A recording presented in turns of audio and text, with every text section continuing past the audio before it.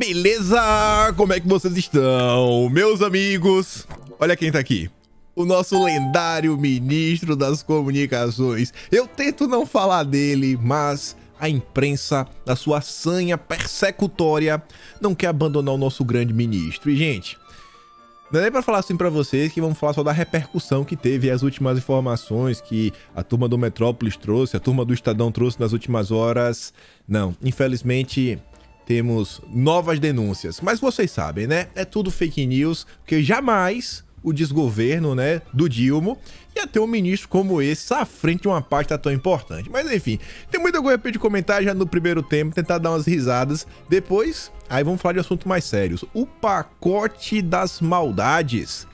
O Dilma aí segue quebrando as suas promessas de campanha. Inclusive, vamos trazer aqui um dos documentos que ele apresentou com propostas para uma determinada área e o que andaram fazendo ao longo do dia de ontem. Depois, vamos falar do Haddad, mais propostas, né, bem maldosas. O pacote da maldade tá vindo com tudo. Aí quero falar ainda mais sobre a questão da gasolina. No dia de ontem apareceu um personagem interessante, que é o Roberto Requião, da turma da esquerda, sentando a bolacha do Haddad em mais de um momento. E o Requião também estava questionando outra coisa que tem a ver com a senhorita Marina Silva. A gente vai ter que falar, tem até conexão a questão da gasolina. Quero comentar ainda sobre a visita do John Kerry, o secretário americano de mudanças climáticas. Ele falou que a Amazônia é nossa. O nosso eu não sei, né? Eu não sei como é que ele se incluiu no nosso. Eu não sabia que ele era brasileiro, mas vamos falar sobre isso. Quero falar sobre outros assuntos. Espero dar tempo de falar da agenda woke, agenda do SG, tem algumas coisinhas. Mas vamos começar com o nosso glorioso ministro Juscelino Filho. A turma da Veja, quero ser bem rápido, tem muita notícia no vídeo de hoje. Conta que o Sanderson, que é deputado federal, né, bolsonarista, como a imprensa classifica, quer que a PGR vá pra cima do ministro. Porque eu não sei, um monte de matéria fake news da imprensa, né? Tô sendo irônico. Juscelino Filho teria defendido a contratação da empresa Engeforte, empreiteira de Eduardo José Barros Costa, conhecido como Eduardo Imperador, que seria amigo pessoal do ministro há décadas. Trata-se de uma contratada pela Codevasf, no valor de 54 milhões, dos quais 30 milhões seriam oriundos de emendas parlamentares. Sanderson também cita suposto direcionamento de 5 milhões para asfaltar a estrada, né, que passa em frente à fazenda do ministro. E para você ver que é fake news, não é a fazenda. Respeite o ministro, respeite a família do ministro, que trabalharam bastante. São 8 fazendas. O Sanderson, invejoso, um fracassado, um bolsonarista ressentido e revanchista, quer diminuir o nosso ministro falando de fazenda. Aprenda, é plural, são 8. 8!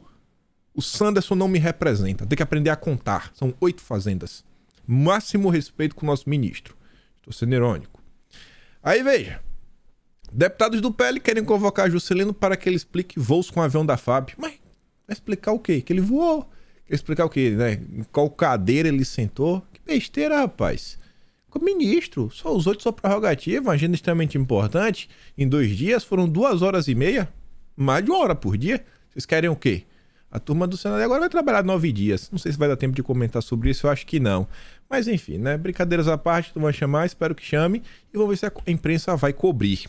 Tiveram 2 notas que chamaram minha atenção. Uma foi a turma do Estadão. Foi um artigo mais opinativo falando, né? Caso Juscelino Filho, ministro está caindo do cavalo. Eu acho que isso jamais vai acontecer, porque ele tem muita habilidade, né? Um criador de cavalo de raça. Um cara desse não cai do cavalo. Um cara desse dá aula de como pular, né? Empinar o cavalo. Aí diz que o governo Dilma III comete novamente erros similares aos seus governos anteriores na montagem da sua coalizão. Alguém esperava algo diferente? Eu acho que não. O que chama a matéria é o seguinte. A turma do Estadão falou que o Dilma montou aí uma composição com 14 partidos diferentes. E olha só, ideologicamente falando, a coalizão do Dilma é muito heterogênea, com partidos de extrema esquerda. Extrema esquerda.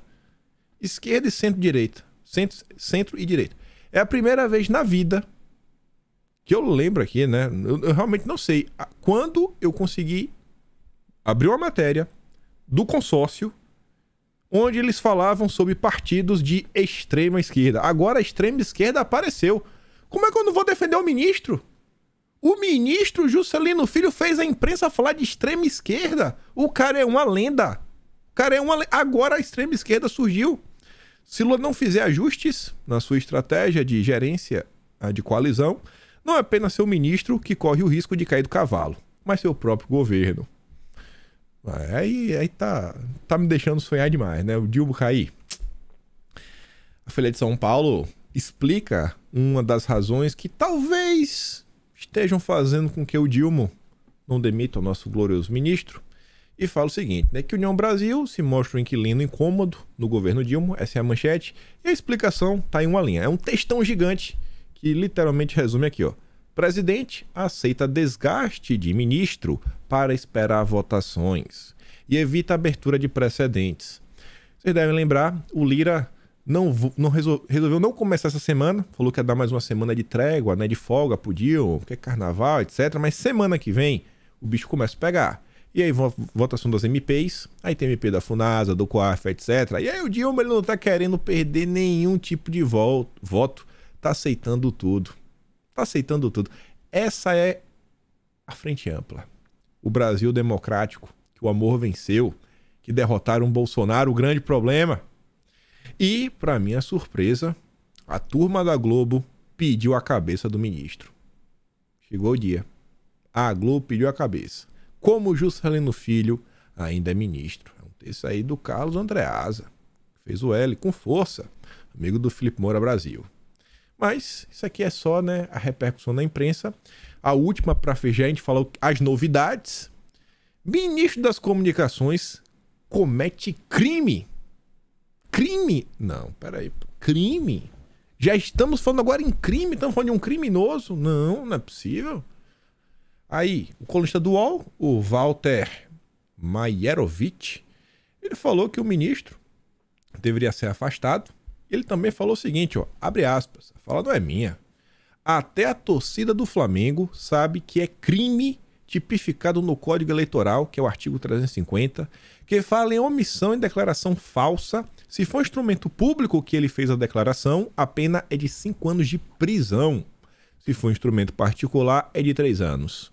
É um crime fácil de apurar porque tem a declaração dele. Temos um ministro criminoso. Que é isso, rapaz? Aí depois fala do avião da FAB, ó. Só de usar avião da FAB para interesse privado e ocupar a agenda com 1h30 para assuntos de Estado, isso caracteriza improbidade e atentado à ética pública. Lula deveria dispensar esse ministro. Improbidade e crime? O crime chegou no primeiro escalão, primeiro descoberto? E aí quem traz as grandes novidades mesmo foi a turma do Metrópolis. Acho que ficaram com inveja do Estadão e mostrou aqui, ó. Aqui também tem equipe de investigação. E essa daqui é engraçada. Isso aqui mostra que a turma do Metrópolis... Assim, se eu tivesse que apostar minhas fichas, receberam uma colinha, né? Um passarinho. Um passarinho me contou, e você chegou às informações, porque aqui a matéria do Metrópolis revela um encontro que o nosso glorioso ministro participou aí recentemente de uma parada bem estranha, que dificilmente você recebe essa informação. Normalmente alguém lhe conta. Você não vai achar com o Google, né? Não acha no Google, nem numa pesquisa, né? Você vai checando ali as agendas. O negócio é meio coisado. Aí fala o seguinte, ó, exclusivo. Ministro das Comunicações atua para favorecer empresa suspeita.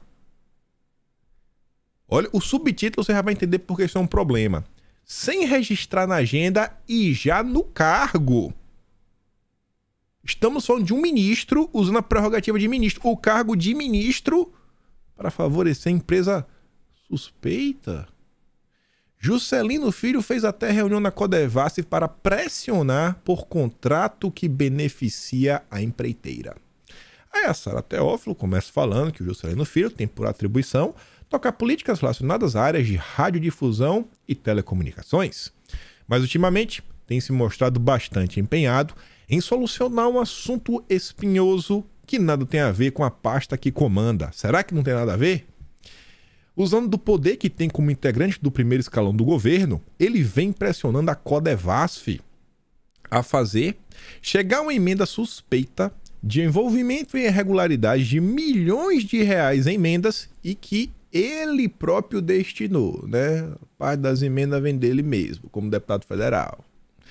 Seria até justificável se o ministro estivesse interessado apenas na liberação das verbas para seu estado natal, mas chama a atenção o esforço dele para que o dinheiro vá especificamente para a Engeforte, empresa maranhense ligada a políticos e apontada como integrante de um cartel especializado em desviar recursos da Codevasf.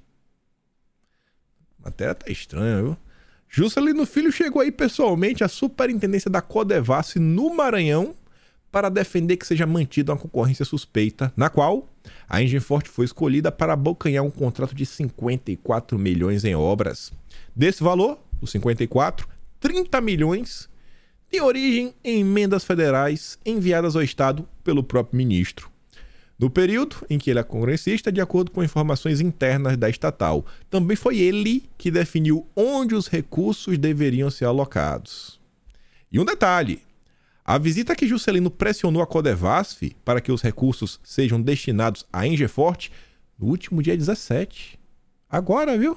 17 de fevereiro. As denúncias que envolvem a Engeforte, elas já começaram a aparecer na virada do mês. Eu não lembro se... Não, eu acho que ainda em janeiro já se falava sobre isso. Das primeiras matérias do Estadão. Eu gosto de um cara assim, rapaz, que não teme a imprensa. A imprensa vê, o Engeforte, amigo. E daí eu vou lá na Codevasf, eu vou resolver, que eu sou cabra-homem, eu sou do Maranhão, eu sou da terra do Flávio Dino. E aí ele foi lá na véspera do... O erro dele foi isso, foi ter na véspera do carnaval. Já sei agora. Foi por isso que rodou. A turma queria pular carnaval, curtir as férias, vestir um abadá. Não pôde curtir a férias porque o ministro foi lá. Tá aí, ó, quem delatou. Quem delatou deve ter na tomada da Codevasf. Queria sair de férias, não pôde. E aí diz o seguinte, ó, que a visita não foi registrada em sua agenda oficial. O compromisso aparece apenas na lista de reuniões do escritório da companhia em São Luís. O esforço de Juscelino em favor da Engeforte tem relação direta com as suspeitas que pairam sobre a empreiteira. A concorrência que o ministro quer que seja mantida corre risco de ser anulada pela CGU porque encontrou irregularidades no processo. A própria Codevasf no Maranhão admitiu a existência de problemas e concordou com o cancelamento do pregão. Só que Juscelino entrou em ação para que o contrato saísse do papel. As primeiras iniciativas dele ocorreram no passado, ainda como deputado. Ele chegou a envolver o comando da Codevasf em Brasília na tentativa de ver seu pleito atendido. Em dezembro de 2022, o presidente da companhia, Marcelo Moreira, fez gestões junto à CGU para que o contrato seguisse com a Engeforte. Na ocasião, houve sinal verde, mas a área técnica da Codevasf no Maranhão resiste a revalidar o pregão temendo problemas futuros. E aí, nosso grande ministro resolveu então tratar da questão pessoalmente, já como ministro de Estado. Ou seja, é o governo Lula, porque o ministro representa um governo. O governo Lula está atuando através de seu ministro. Meu Deus, os deputados deveriam ampliar, porque não pode ficar restrito ao ministro, é o governo, o ministro representa o governo. Na reunião, às vésperas do carnaval, com o superintendente da companhia no Maranhão, Celso Dias, ele foi taxativo ao pedir que o pregão seja validado. Rapaz, segundo o turno do Metrópolis, na prática faz com que os recursos sigam para a Engeforte. O encontro foi discreto, ocorreu na sexta-feira, pré-feriado, no horário de almoço, quando o movimento na superintendência já é naturalmente menor. Tá vendo o que eu falei para vocês? Sexta-feira, véspera de carnaval, nem dia de trabalhar, irmão. Quem é, sabe, brasileiro, sabe que sexta-feira pré-carnaval só trabalha, né, os miseráveis. E funcionário público não é miserável, não pode ser tratado assim. Sabe que é aquele momento que só aparece lá o segurança e a tia da limpeza porque é terceirizado. O funcionário público, ele inventa alguma coisa, o chefe faz vista grossa. Aí o cara queria estar curtindo as férias, mas não, tava lá, sexta-feira, movimento devagar, ele vendo todo mundo na gandaia e tava lá, por quê? Porque o ministro estava vendo lá. O erro foi dele, erro do ministro. Primeira vez que eu vejo ele errar. Errou, viu, ministro? Da próxima vez, pelo menos pense em pagar um almoço decente, comprar uns camarão. Carne não, porque sabe como é, né? O governo tá lutando pelo meio ambiente, pelas mudanças climáticas. Carne faz mal, mas compra um camarão na próxima, para ajudar a galera. Além do próprio Juscelino não anotar a reunião em sua agenda oficial, o superintendente, que costuma exibir fotos de suas reuniões com políticos, desta vez não publicou nada. Que tava puto? Não foi pro carnaval? A despeito do cuidado especial e da discrição, a reunião com o ministro foi acompanhada por pelo menos outros 2 funcionários da Codevasf. Tô achando que um deles abriu o bico. Nos bastidores da companhia circulam rumores de que a conversa foi gravada por pelo menos um dos presentes. É o famoso Grampo. Já virou meme. Já virou meme isso daqui. Procurado para explicar porque no cargo de ministro ele vem pressionando a Codevasf para liberar recursos para uma empresa suspeita. Juscelino não se manifestou. Porque não tem o que falar, tem o que de errado. Eu tô tentando entender o que tem de errado aqui. Com sede em Imperatriz, cidade no interior maranhense, a Engeforte recebeu pelo menos 25 milhões em verbas públicas que tinha origem em emendas parlamentares do hoje ministro. A empreiteira é próxima da família de Juscelino. Em 2020, o pai do ministro, o ex-prefeito, ex-deputado estadual Juscelino Rezende, chegou a participar de uma reunião da Engeforte com dirigentes da Codevasf no Maranhão. O que tem de mais, velho? Agora, se fala tanto aí, família tradicional, sabe, fortalecer os nossos vínculos. Aí quando o cara aqui, né, pensa em família, valoriza as amizades de longa data, a imprensa critica. É errado a imprensa, que tá contra a família. O ministro tá certo. Ele, o pai dele, ótimas pessoas. Maior ministro da história do Brasil. Estou sendo irônico. Eu falo assim, estou sendo irônico, não é pra ser engraçado, não. É porque hoje no Brasil, se você não fala, o povo acha que você até tá concordando. Aí você acha que acabou, né? Não. Tem mais. Não é que tem mais da mesma história. Não, já é outra história agora. Mais uma denúncia. Ai, meu Deus.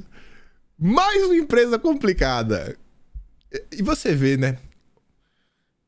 Gente, olha só. Você lê essa notícia, você em casa, às vezes você tá assistindo, tem tempo de assistir, seja de manhã, de noite, no almoço, maridos, filhos. Você fala assim, velho, complicada, né? No diálogo, você chama o ministro de quê? Empresa complicada, pelo amor de Deus. A imprensa é engraçada, né? A gente tem que medir os termos que a gente usa pra não ir preso, nem tomar processo. Mas todo mundo, se pudesse, né, no privado, sem ser grampeado, se refere sobre esses casos de uma forma diferenciada. Mas vamos lá. Além da Engeforte, mais uma empresa igualmente enrolada tem motivado gestões do ministro junto à Codevasf. Na mesma reunião, Juscelino quis saber sobre uma espécie de auditoria que havia sido feita em obras da Construservice, uma das campeãs de contratos suspeitos. Isso no município de Vitorino Freire, que é o reduto político da família, e que a irmã dele é prefeita.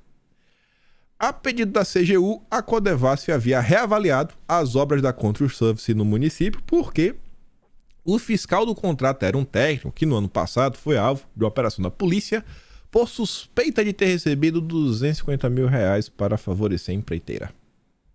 Na verificação, foi descoberto que, apesar da Construservice já ter recebido uma parte significativa do cacau, ganhou uma grande parte do dinheiro, as obras pouco haviam andado. Mas o que tem errado nisso daqui? Isso é o padrão Brasil. Você primeiro recebe, depois entrega, né? Depois, bem depois. Se puder deixar para o próximo governo é bom. Porque pensa o seguinte, ó. Imagina. Já é tão difícil arrecadar imposto. Então você arrecada imposto e tem que ajudar as empresas, né, para desenvolver o Brasil. Aí pensa o seguinte, se você começa uma obra em um governo para entregar no outro, pô, são os dois governos que ganham. Primeiro o governo que anuncia que vai ter obra, depois o governo que entrega a obra, né? Então a gente tem que comemorar, porque no Brasil não acontece nada. Então a gente tem que poder assim participar várias pessoas, né? O povo pode esperar 10, 20, 30 anos. O povo aguenta, o povo parece que nasceu para sofrer. Sempre vai pagar a conta. No encontro, Juscelino se mostrou preocupado com a repercussão do assunto. Não sei por que, Juscelino. Também ligado a políticos do Maranhão, a Construservice tem como proprietário de fato Eduardo José Barros Costa, conhecido como Eduardo Imperador. O empreiteiro é amigo de longa data do ministro. Mas olha, só tem um cara bacana, vai ter amigo bacana. No ano passado, ele chegou a ser preso pela Polícia Federal no curso de investigações sobre desvios de recursos da Codevasf. Aí, atualização. Em nota enviada na noite da quarta-feira, a Codevasf negou que a CGU tenha recomendado anulação. Só que a turma do Metrópole diz que um documento do dia 15 de setembro do ano passado, está sendo bem específico, no entanto, traz a recomendação expressa da controladoria. Acho que a turma da Codevasf tem que checar de novo, né, suas informações. E sobre a reunião com o ministro, com o superintendente, né, o ministro superintendente lá no Maranhão, a Codevasf afirmou que o encontro teve como tema a execução de contratos e convênios oriundos de emendas parlamentares de autoria do deputado. Ou seja, a reunião aconteceu, né? Tá todo mundo vendo, mas vamos fingir, que não tem nada novo. É o Brasil da picanha, que faz o L. Ah, gente, eu não sei. Eu vou falar igual a Globo, né? Como é que o cara não é ministro? Acabou o Juscelino, no caso, né? Aqui no vídeo. Sério, sempre, não é piada, não é meme. Não vou surpreender com o Juscelino. Mas tem outro escândalo. Tem mais um. Eu não queria falar na introdução porque não é fake news desse menino. Olha ele. Batoré. Olha o Batoré de volta. Ligado ao Alcolumbre, ministro contratou firma de suplente do senador há 2 dias de deixar o cargo de governador. Lendário, deve ser primo do Juscelino. Em 30 de dezembro, Valdez Góes anunciou a maior obra em andamento no Amapá. Gente, é mais uma denúncia. Mais um escândalo ministerial. Mais um. Isso porque hoje é dia 2 de março. Revelado pelo Globo, viu? Estou surpreso. Na véspera de deixar o governo do Amapá. Olha que bacana. Olha que triangulação digna de, sei lá, Romário, Bebeto, quem mais tem aí pra botar, né, no meio de campo? E Leonardo. Vamos trazer aqui a escalação da Copa de 94.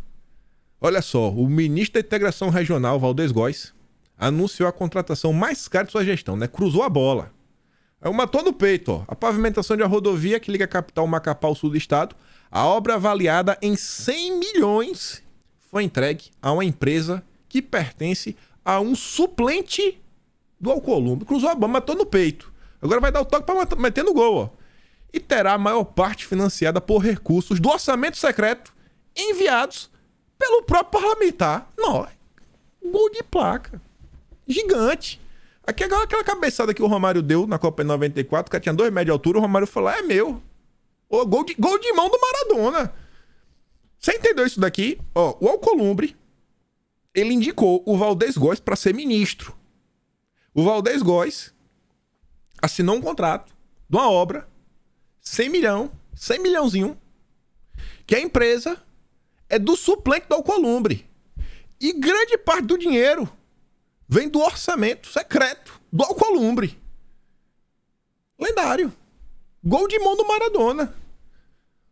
Um dia antes do anúncio, o Góes havia sido apresentado ao Dilma como integrante do primeiro escalão do desgoverno. Aí, né? Um dia, ou seja, já com aval da picanha. O cara fez isso depois de virar picanheiro. Virou picanheiro no dia seguinte aprontou essa.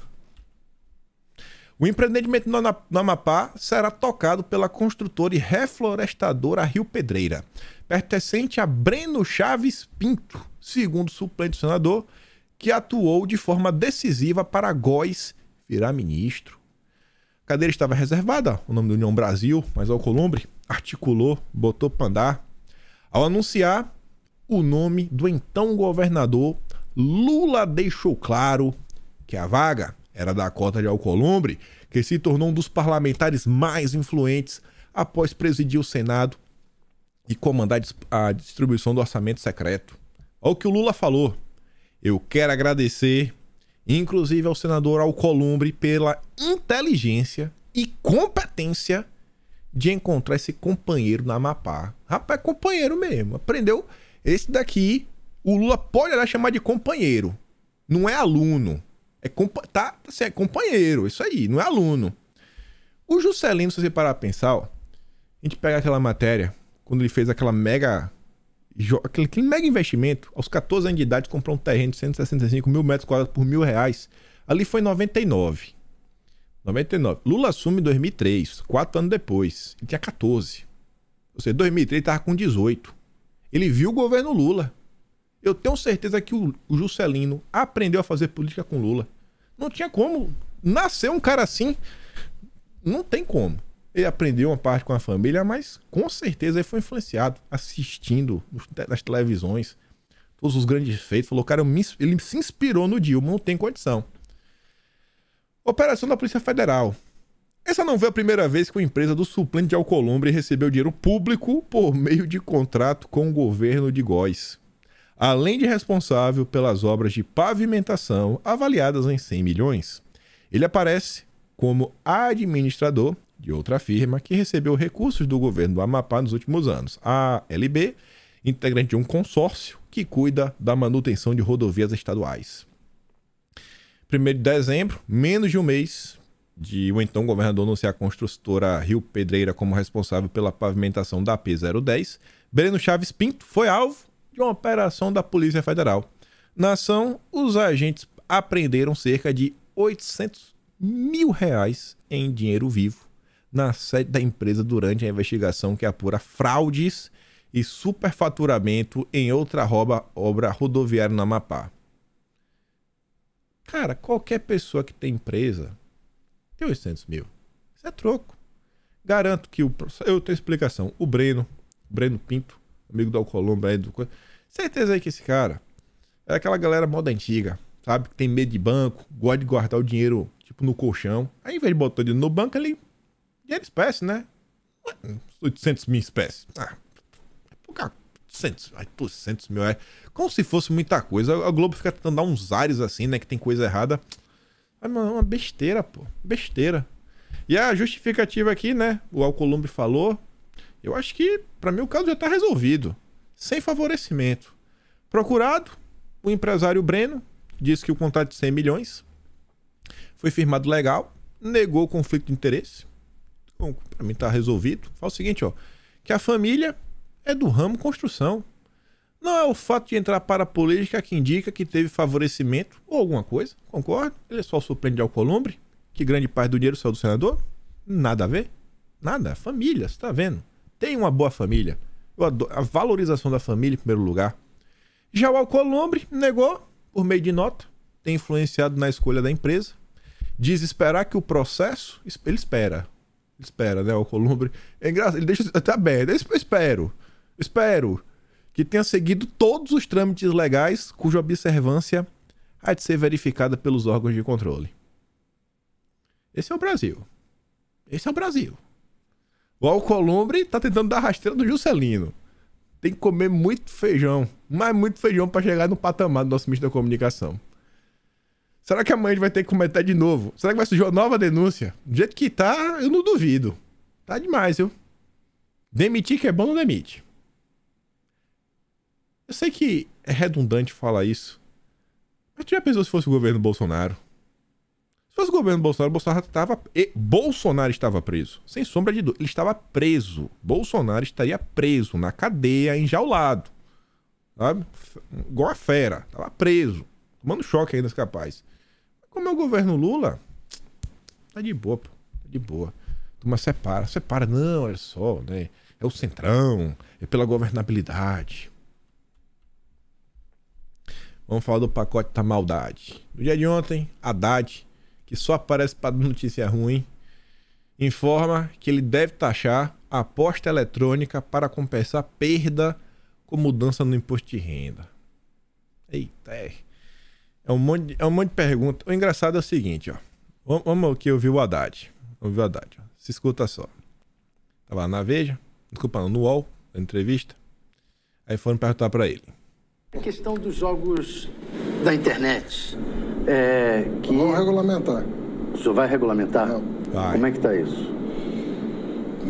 Vai ser uma das... porque nós reajustamos a tabela do IR, né? E isso tem uma perda pequena de arrecadação, mas tem. Nós vamos compensar com a tributação sobre esses jogos eletrônicos que não pagam nenhum imposto e levam uma fortuna de dinheiro do país, né? Tem prazo? Tem expectativa de prazo? Em março regulamentamos. Agora em março? A gente manda para a Casa Civil em março. Obviamente que a Casa Civil vai chamar os ministérios envolvidos, mas enfim, é uma prerrogativa da Fazenda. Já falei com o presidente sobre isso, ele é a favor, porque não pode um jogo no mundo inteiro é tributado. O Brasil não é porque... Mais uma coisa que o Bolsonaro também deu essa área de game. O Bolsonaro tinha 4 anos para fazer as coisas e não fez nada. Então, Nada? Quando Qual fez, a errou. expectativa de arrecadação? Você vê com que isso? a jornalista até lá vem que tá com vergonha de falar, né? Porque, pô, não pode falar bem de Bolsonaro, né? Ah, não fez nada. Não fez nada, não. Aí ele quer regulamentar. Tu já percebeu que regulamentar? Nossa, pode botar a mão no bolso e proteger tua carteira? Que tu vai se dar mal? Rapaz, falou de regulamentar, tu já sentiu o drama, né? É tipo a turma da esquerda falando de democracia. Pode se esconder. Cola na parede que vem trozoba.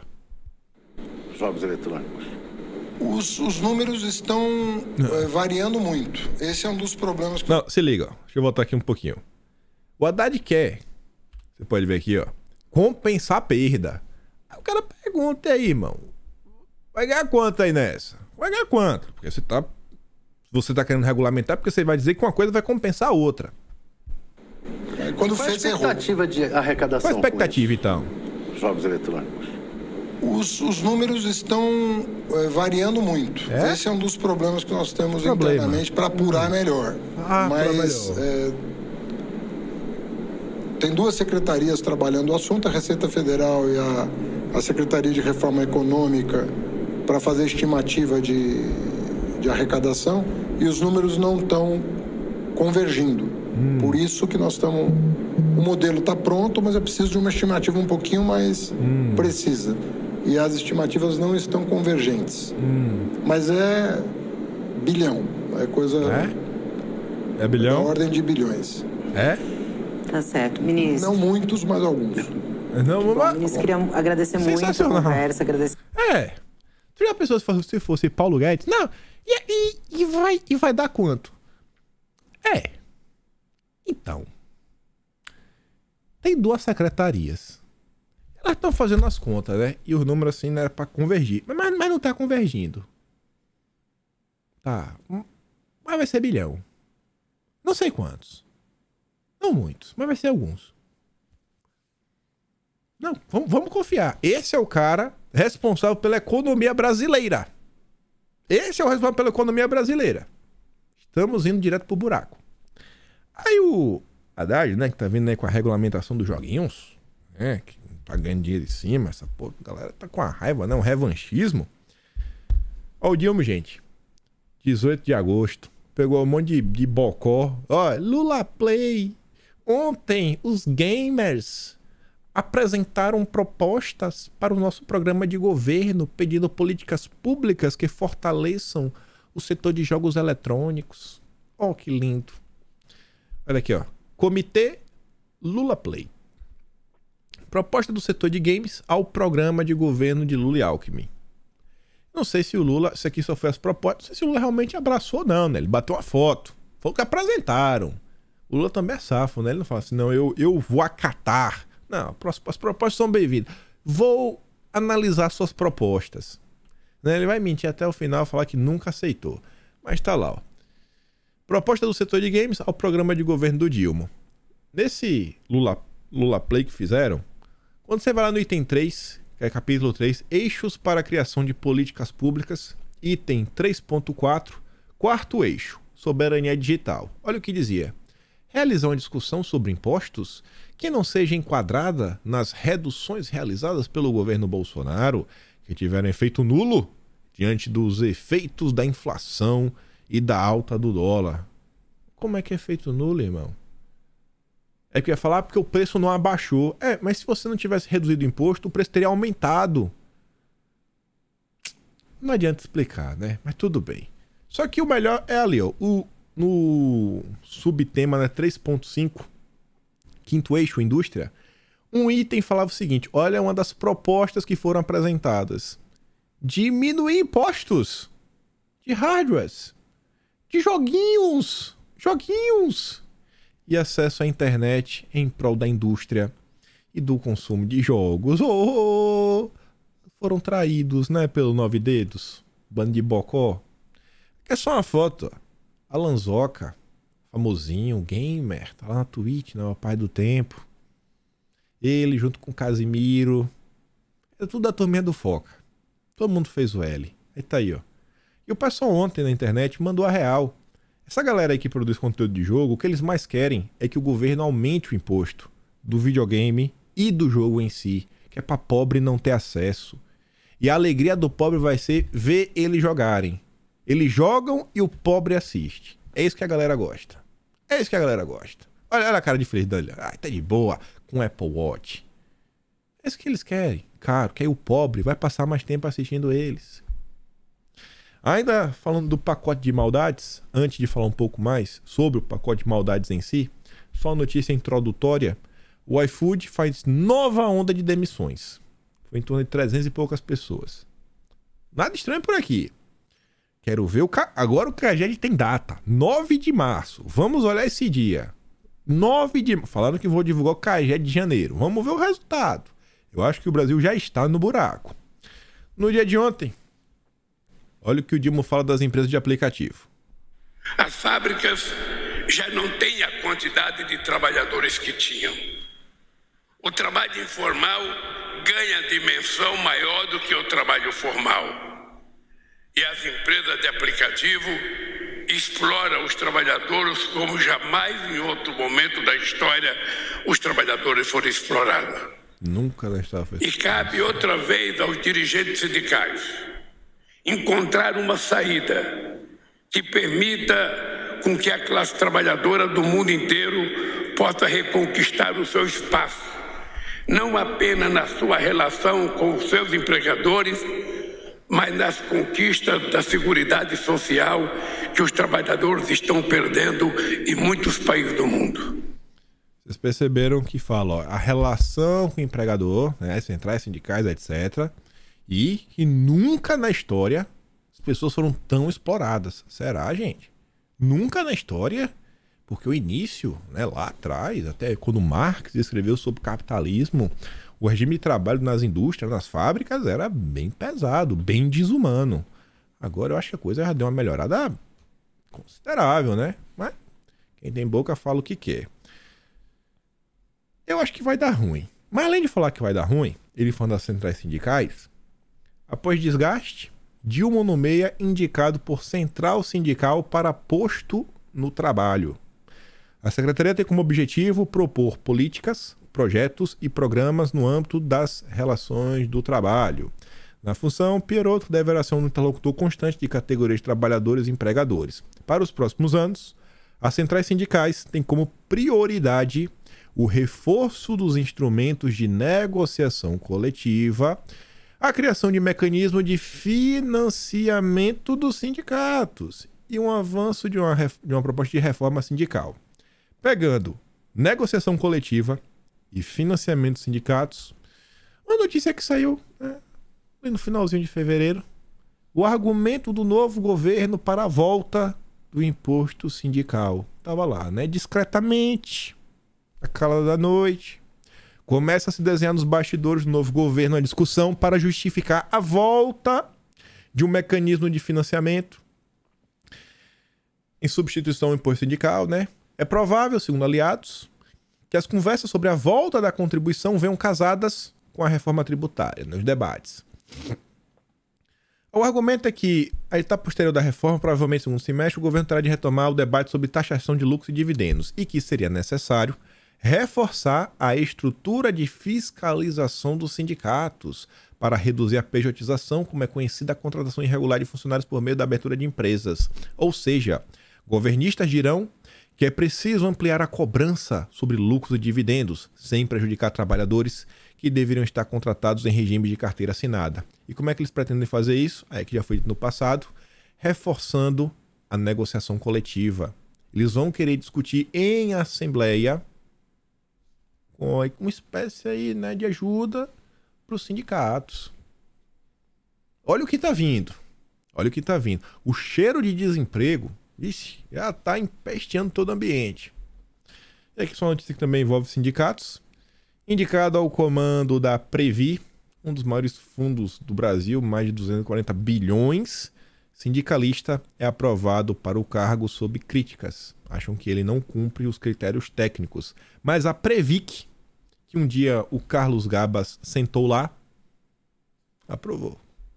Não vou nem entrar muito em detalhes, porque tem muita coisa que eu ainda quero comentar. Mas vamos avançar. Falando do pacote de maldades, um professor de economia da Universidade Federal de Pernambuco, chamado Écio Costa, trabalha na Rádio CBN, viu? Ligado ao Grupo Globo. Postou ali, ó, 5,59. Ele falou, abasteci ontem por R$ 4,99, aumento de 12%. Vocês vão acreditar mesmo no Haddad, que falou que aumentou 34 centavos, gente? Vocês vão acreditar no Haddad? Não vai aumentar 34 centavos. Aumentou 60. E aí, Haddad? E aí, irmão? O impacto direto e indireto no IPCA vai ser alto. IPCA é um dos indicadores que medem a inflação. Ou seja, a inflação vai subir. A inflação vai subir. Pacote de maldades. É o pacote de maldades. Aí a Verinha Magalhães veio falar o seguinte: Haddad ganhou o round, mas não terá trégua? Ministro precisa aproveitar o fôlego para articular a aprovação de suas propostas de longo prazo no Congresso. A Renato fala o seguinte, ó, a ginástica da Vera Magalhães para não criticar o aumento dos combustíveis, para não falar do preço, de como a população vai sofrer, de como vai impactar, ela traz para a batalha política, naquela briga do Haddad versus a Gleice, para falar, o Haddad venceu, agora de mostrar essa força, levar a reforma tributária, arcabouço fiscal, e aí dá aquela passada de pano. Se lembra daquela medida que comentamos ontem, que vai aplicar aí, né, nas petroleiras, exportação do óleo bruto, etc. A catástrofe provocada pelo anúncio do Haddad na Bolsa. Algumas petroleiras desabam mais de 10% no pregão. Esse é o fato Haddad. Esse é o fato Haddad. O Roberto Requião, ele compartilhou o vídeo com o Haddad, está explicando que só vai subir 34 centavos no final do dia. E fala o seguinte, que decepção. Que decepção. O Requião tá chateado com o PT. O problema de Lula com o Roberto Requião no Paraná. Aí fala que Requião virou um problema. O Dilma quer ir para a posse do novo chefe do Itaipu, deputado federal Enio Ferri do PT, mas teme o atrito com o Roberto Requião. Roberto Requião disse nos primeiros dias do ano ter negado uma boquinha de luxo no Conselho de Itaipu. Se caráter custa caro, paga o preço, diz o Requião. Pra turma aí que diz que, ai, parem de dividir a direita, vocês ficam brigando em público. Vocês já viram a esquerda brigar em público? Eu já. Igual a Gleice fez com o Haddad aí, humilhando ele junto com o Zeca Disseu. Eu já. Gente, olha só, muitas vezes esse discurso da direita de não vamos dividir, não briga em público, ele é encampado por quem tá fazendo alguma cagada. E eles tentam usar isso como salvo-conduto para continuar fazendo besteira e ninguém criticar. Preste atenção nisso. Não quero essa conversa mole. Roberto Requião parou por aí? Não. Requião pergunta, Alexandre Silveira pede demissão ou espera ser demitido? Já estão pedindo a cabeça de mais um ministro. E dessa vez não é do União Brasil, é do PSD, do Kassab e do Pacheco. Isso porque, em tese, o Thiago dos Reis, o Thiago do Lula, sempre dramático, diz, ó, bomba. Ministro de Minas e Energia, que é o Silveira, traiu o Lula. Tirou indicados do Conselho da Petrobras, como Eduardo Moreira. Se você colocar no Google, a primeira coisa que aparece é uma foto com esse cara com boné do MST e colocou os corruptos do Centrão no lugar. Eu fico de cara como esse bicho aqui ele não é processado. Vai falar isso daqui, se for direita. Chamar uma pessoa de corrupto sem ser, sem estar transitado de julgado, você é preso. Tudo para manter preços altíssimos e mamata dos acionistas. A Petrobras acaba de cancelar a Assembleia para desfazer o golpe. Ou seja, o Dilma não tem nem, né, tá com ingerência, ele não consegue nem mandar nos seus próprios ministros. Que vergonha. A confusão está descrita aí pelo Caio Junqueira, que diz que o Centrão rejeitou os números do PT e mandou e fez as suas indicações. Não, ele não vai aprovar esses caras que estão mandando, não. Não vai. Não vai. Segundo fonte do governo, as conexões políticas da turma indicada é com União Brasil e com o PSD. Jean Paul Prat do PT veio os nomes que ele queria sendo preteridos, como o Josué Gomes, o Josué Gomes da Fiesp e o Eduardo Moreira. O incômodo do PT com as nomeações foi trazido na nota da Federação Única dos Petroleiros, que é um sindicato, né, ligado ao partido e próxima do Jean Paul Prats. E a turma fala o seguinte, na nota, que os nomes são ligados ao Alexandre Silveira e são ligados ao bolsonarismo. Meu Deus, nem dá pra levar a sério. Mas voltando pra gasolina, eu não quero sair desse assunto, porque isso daqui... Rapaz, todo Uber, todo taxista, toda pessoa que tem um carro, todo consumidor que come alguma coisa vendida no supermercado, que é impactado pelo preço do combustível, tem que entender. O que aconteceu agora, gente, não é só uma questão arrecadatória. É a agenda ESG aumentando o custo da sua vida. Olha isso aqui. É a forte sinalização ambiental. Tá claro. O governo brasileiro está deixando bem claro que não faz sentido para ele incentivar combustível fóssil. E isso é uma importante sinalização. A taxação da exportação de óleo bruto é outra sinalização que é justificada por esse maior ativismo ambiental nas medidas econômicas. É a forte sinalização ambiental. Com direito, né? Passada de pano de queixada. Não sei se vocês sabem, queixada é o paciente zero da harmonização facial. Rapaz, um queixo desse. Meu Deus do céu, velho. Coisa mais linda do mundo. Parece até o Ken da Barbie. Já queria virar a Barbie, virou o Ken. Mas vamos lá.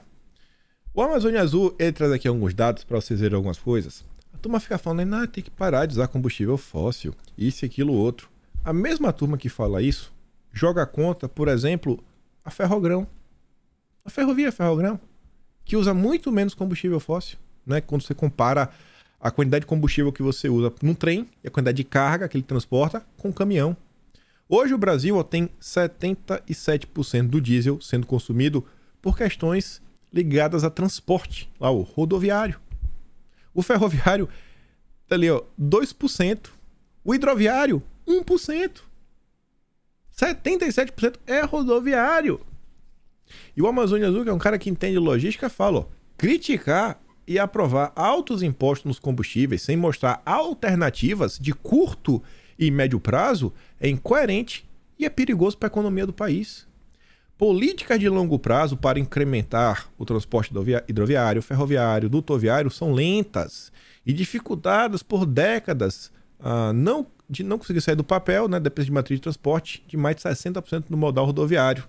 Pouco interesse do Estado, que ganha com imposto no setor, lobbies, falta de especialistas e pouco interesse da sociedade e mídia levam a não termos grandes expectativas. E aqui ele mostra, participação por países no consumo de petróleo. O Brasil é o malvado? Esse aqui é o Brasil, gente. 2,4%. Aí você fala, a Alemanha é 2,2%. A Alemanha pode colocar o dedo na nossa cara, mas pera aí. Quantos habitantes a Alemanha tem? Quantos habitantes a Alemanha tem? Quantos habitantes o Brasil tem? Vamos fazer uma divisão per capita? Vamos ver quem é realmente o verdadeiro culpado? Mas independente disso, olha isso daqui, rapaz. Olha os comunas. 16,4%. Olha os Estados Unidos, 20%. E é esse, o quem mais coloca o dedo na cara é aqui, Estados Unidos. Mandou o John Kerry vir aqui, 20%. É essa galera que quer que a gente, no Brasil, faça a transição energética para baixo carbono. Cadê o exemplo? O cara polui, né? Vamos falar assim, basicamente 10 vezes mais que o Brasil. E quer vir falar de não, olha só, baixo carbono. Toma vergonha na cara. Aí sobre isso eu quero conectar o próximo tema. O John Kerry, eu não tinha visto o que ele tinha dito, que é a nota da Gazeta. Ele diz que a Amazônia pertence a todos e a oposição teme intervenção dos Estados Unidos no Brasil. Ele diz que a Amazônia é um tesouro extraordinário que pertence a todos. A agenda climática internacional vem despertando temores entre opositores do governo em relação à soberania do Brasil. Abre aspas. A Amazônia é um teste para toda a nossa humanidade. Para a humanidade? Não, teste para o Brasil e para os países que são donos da Amazônia, né? Soberanos. Ele diz que em seu encontro com Marina, né, ele mostra a renovação do compromisso de preservação, abre aspas, desse tesouro extraordinário que pertence a todos. A Amazônia pertence a todos? Todos? Todos quem? Todos os brasileiros, né? Aí eu fui atrás do vídeo. Aqui tá uma legenda maior, né, mais comprida. Aqui eu peguei do vídeo mesmo. E acho que vocês verão um novo nível de atividade e uma nova renovação do compromisso com esse tesouro extraordinário que pertence a todos de alguma forma. Eu nunca vejo o pessoal falando da Amazônia da Venezuela, da Amazônia do Peru. É porque o Brasil tem a maior parte, né? Mas só se investir no Brasil pra tentar levar. Tá vendo, né? Queria ver esse cara falar, ter a coragem de vir falar isso aqui no Brasil com o Bolsonaro. Mas, teoria da conspiração, viu? Se você tá com medo que a Amazônia vai ser... É teoria da conspiração. E aí quem aparece pra criticar? Roberto Requião. A Amazônia é nossa ou deles? Bom, eu acho que ele falou que é dele, né, Requião? Foi o que o Kerry falou aí, ao lado da Marina. Todos os microfones, ó. Eita, dando atenção. Babando ovo. De joelhos pro imperialismo. Aí a turma fica aí, ó, lambendo botas de americanos. O banho de água fria de John Kerry no governo do Dilma. O Kerry revelou as dificuldades que o BD vai ter no Congresso para liberar recursos, seja para onde for. Diz o interlocutor que acompanhou as conversas em Brasília. Na reunião que teve com o chefe do Senado, o Pacheco, Kerry foi claro sobre as dificuldades do governo para liberar verbas ao Brasil. Ou seja, eles querem mandar se dar R$1. Me dá a Amazônia, né, e tá tudo feito. Vai dar o quem troca? Nada. Mas é pelo bem do mundo. Diante do banho de água fria, no emissário do BD, o governo do Dilma tratou de recorrer a um velho método petista para ganhar tempo. Não tem dinheiro, nem expectativa de ter? Cria-se um grupo de trabalho. Foi o que anunciou Marina Silva. Pronto, tem agora um grupo de trabalho. O cara não deu nada, não tem bilhão. Não, mas agora já tem um grupo de trabalho, vamos trabalhar juntos. Você vê como são as coisas, né? Nada. De mão, deixou a gente de mão abanando. Mãos abanando. É verdade, não.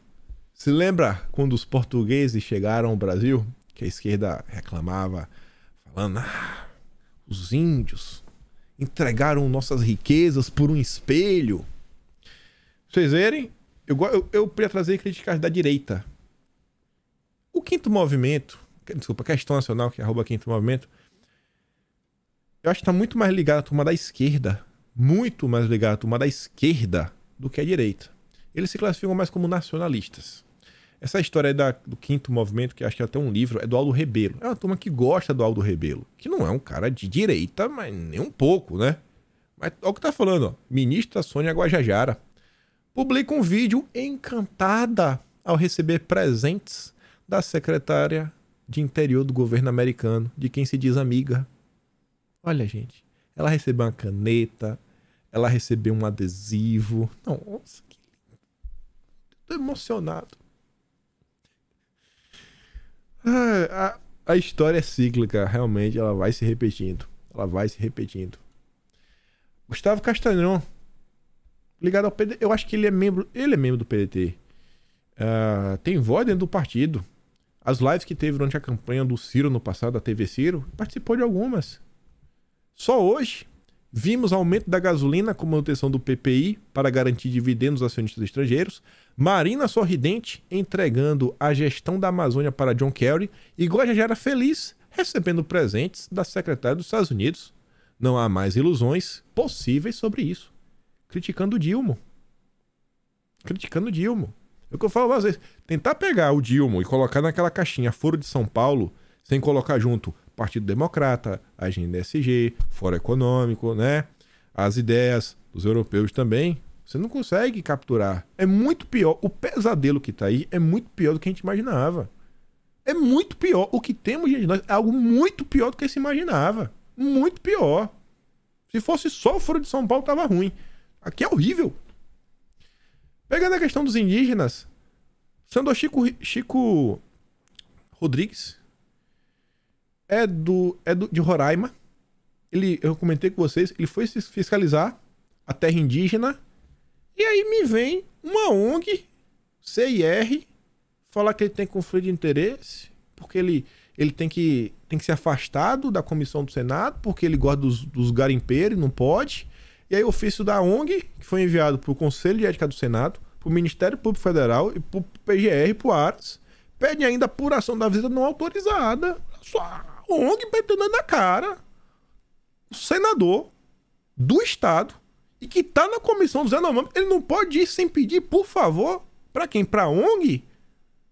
Pra ONG? Aí falando até de questão de terra indígena, trazendo a ministra, estão falando aí de demarcação. A Jovem Pan fez uma entrevista com um secretário lá de Santa Catarina que fala o seguinte, ó: demarcação de terra, 500 famílias de pequenos agricultores podem perder suas propriedades. Aí diz que a Guajajara está falando que tem 10 áreas prontas para serem demarcadas. De acordo com o secretário de Agricultura de Santa Catarina, Valdir Colato, mais de 500 famílias podem ser afetadas. Como a ministra está falando alegremente, ela está desconsiderando, sem qualquer critério, a população brasileira. O agricultor que está produzindo apenas criando, né, mais áreas. Aí pergunta o seguinte, ó, essas famílias, elas seriam indenizadas? E o secretário diz, ó, hoje há um conceito de que se as áreas forem reconhecidas indígenas, elas voltam às origens. Então as propriedades dos indígenas são concessões para os indígenas porque são terras ditas devolutas que pertencem à União. As famílias não têm direito à indenização, a não ser as benfeitorias e aqueles que, segundo eles, foram construídas de boa fé. São áreas com mais de 100, 150 anos de escritura pública dada pelo Estado e que pode se tornar indígena. Olha o que tá rolando. Né? Faz o L. Não é JBS. É o pequeno agricultor. É o pequeno agricultor. Acho que for da JBS, né? Com certeza de indenização. Ou então é terra indígena. Como o Estado de Santa Catarina pretende resolver? Ele fala, rapaz, a gente tem que trabalhar, tá com o governador, tá com o procurador, tá se envolvendo, só que o entendimento é difícil. Os indígenas entendem que as terras originárias são deles. E tem as ONGs. As ONGs. E as pessoas inflam essa discussão. E fala assim, ó, o que a população brasileira tem que saber sobre esse tema? Nós temos uma PEC, a 215, que há muitos anos tentamos aprovar, que é permitir que se faça agricultura nas terras indígenas e parcerias de terras indígenas dentro do processo de produção. Espero que isso aconteça, etc., mas tem dificuldade. Nós temos que trabalhar uma legislação que permita que os indígenas mantenham sua cultura, mas que eles sejam cidadãos brasileiros e possam trabalhar e produzir. É o que a maioria quer e certas ONGs, que têm outros interesses, não permitem. Mas as ONGs... Aí o Plínio Valério, que é um dos senadores, esse cara realmente ele bate nessa tecla das ONGs. Ele já buscou, tem as assinaturas já na mão. Comuniquei ao Pacheco que já temos 37 assinaturas para a instalação do ACPI para investigar as ONGs, que têm se beneficiado de milhões na Amazônia em nomes de indígenas sem a devida prestação de serviços contratados. Devemos chegar a 41 assinaturas, em função das graves denúncias. O drama dos Yanomami e graves denúncias de falta de assistência médica a esses indígenas confirmam a absoluta necessidade de investigação sobre as ONGs que operam na Amazônia. Tem denúncia envolvendo a associação Urihi Yanomami, que teria desviado 33 milhões da saúde indígena. Aí coloca o CNPJ e fala que foi invalidado. E sabe-se que o responsável por ela tinha vínculo com ONG de maior porte, a Articulação dos Povos Indígenas do Brasil, a PIB, que chancelou e recomendou o nome da Guajajara. O ex-ministro da Saúde, Mandetta, revelou que de 1,4 bilhão do orçamento destinado à saúde indígena, nada menos que 650 milhões foram repassados a ONGs Elas seriam responsáveis pela contratação de 13 mil pessoas. Apenas uma delas ficaria com 490 milhões. Sobre esse tema aqui, Amazônia, etc. tudo mais, aí eu falar isso daqui porque quero mostrar outras coisas para vocês. Eu quero trazer para eleição em 2024. Já falei de eleição em 2024. Recentemente vocês viram que até Bolsonaro ele compartilhou nas suas redes, até um vídeo do Aldo Rebelo. Aldo Rebelo é um cara que ele, nessa questão de Amazônia, ele entende um pouco. Não tô aqui falando pra você gostar do Aldo Rebelo, nem defender ele nem nada. Você vai entender onde eu quero chegar. O Plínio Valério compartilha um cara que fala o seguinte, ó. O cara falou sim, mas a intenção é a mesma de hoje. Ele fala, as informações continuam mais atuais do que nunca. O Aldo Rebelo é uma das vozes mais lúcidas sobre a realidade e o domínio das ONGs, financiadas por corporações estrangeiras na Amazônia. Uma referência para quem quer saber o que realmente acontece na região mais cobiçada do planeta. Aí pega isso daqui. Isso aqui é uma página de esquerda, lulista, cafezinho, que fala o seguinte, o falso nacionalismo de Aldo Rebelo. Tô falando para vocês, o desgoverno que tá aí não é mais aquela esquerda fora de São Paulo. É algo muito pior. Muito pior. Muito pior. Os rachas internos, eles já começaram. Eu tô acompanhando algumas coisas que estão acontecendo na esquerda. Tem uma ala que é mais à esquerda, que se diz nacionalista, que já rompeu de vez com Dilma. E eles passam um dia descendo da bolacha. E tá incomodando. Porque a base lá está se fragmentando. Tem uma postagem que eu trouxe no vídeo ontem, aquela do Pepe Escobar, ela tem uma repercussão gigante dentro da esquerda. Gigante. Tem uma galera que é nacionalista, né? Que tá tentando ficar com um pé em cada canoa, que vem sendo cobrada. Fala, mas pera aí, porque tem um que são os analistas, vocês aí que tanto falavam do Pepe Escobar, e aí? O Dilma não é um traidor. Então tá começando a ter um racha. Estamos com 2 meses de desgoverno, entrando terceiro agora, começou agora. Hoje completa 60 dias. Meu Deus, que desespero. Então completa 60 dias de puro caos, sendo que não tem uma base sólida no Congresso, não tem uma base sólida na sociedade, tá bem rachado. Você viu aquela matéria do Matheus Leitão de ontem. E a própria esquerda já começa a rachar, com a economia quebrando e sem apresentar um CAGED. Vai dia 9 de março. Aí a turma tá aqui, ó, já tá tentando queimar os caras. Você vê como é que tá as brigas internas da esquerda. É isso que eu quero mostrar pra vocês. Olha como tá a briga interna na esquerda. A esquerda não briga em público. Vou fazer texto pra cancelar as pessoas. Sem base social, sem votos. Desprovido de valores políticos e ideológicos. Não será bom para ninguém que se prolifere no Brasil um movimento de falso nacionalismo, voltado exclusivamente a falar mal do Brasil, de suas lideranças políticas, das minorias, das idiosincrasias dos intelectuais de esquerda, enfim, um movimento sem votos e odiados por muitos. Assim, quando você para ouvir o Aldo Rebelo, dificilmente ele fala mal do Brasil. Mal do Brasil ele não fala, ele pode criticar um monte de coisa, mas mal do Brasil, dificilmente. Tem um cancelamento exatamente porque tá surtindo efeito dentro da esquerda. As críticas que mais machucam são as que vêm dos amigos, dos aliados, lado a lado. Eles estão vendo a base do Lula esfarelar. Por fim, um nacionalismo que nos sirva tem que ser um nacionalismo progressista. Progressismo, gente, é pauta identitária. Essa turma aqui é identitarismo, agenda woke. Vem com SG. Aqui é só para mostrar para vocês um texto que é o mês de março começa no Estadão. SG, o capitalismo de stakeholder. Novo paradigma. Novo. E quem tá falando isso aqui, ó, tem mais de um ano. Novo? A imprensa que tá tentando emplacar agora. São ideias velhas, fracassadas, que já deram errado no mundo. Fizeram que vários setores, como óleo e gás, tivessem uma retração. Daí a crise que estamos vendo ao redor do mundo, ligados à falta de energia.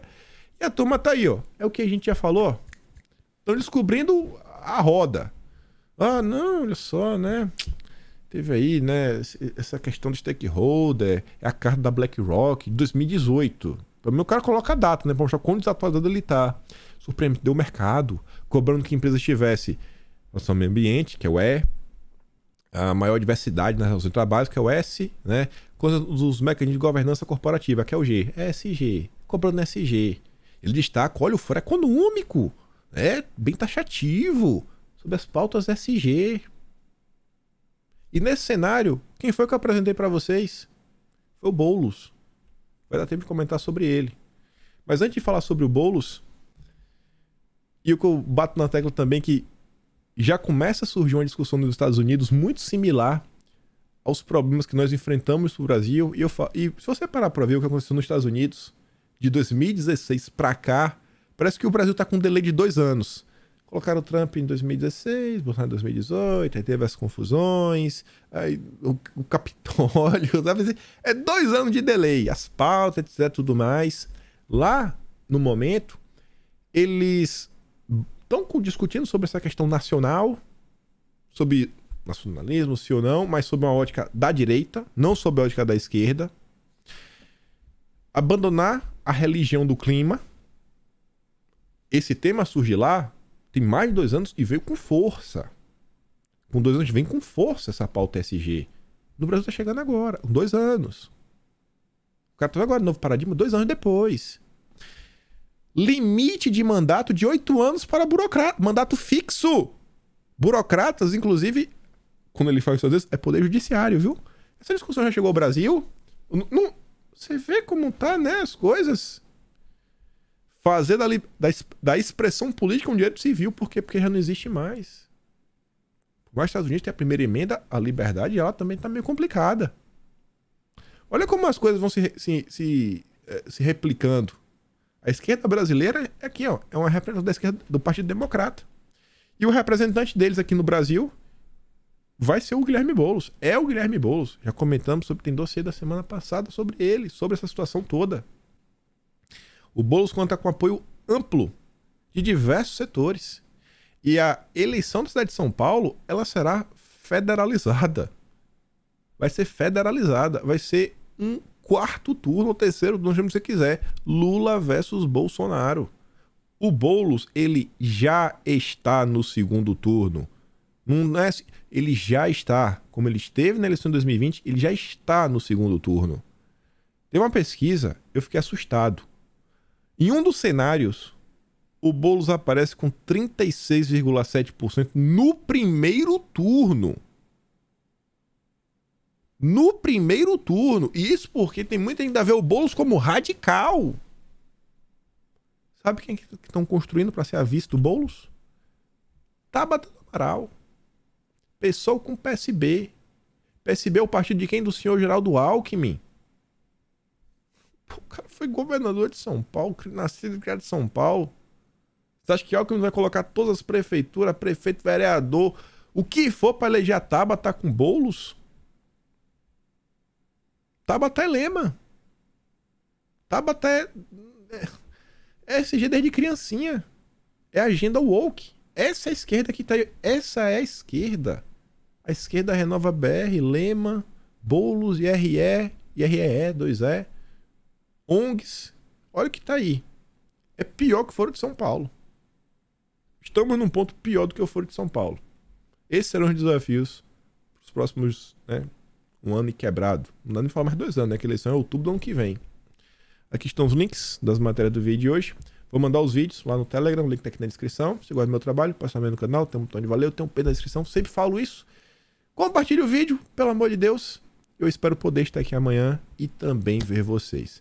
Aquele grande beijo e abraço, tamo juntos. Valeu, meus amigos. Fui!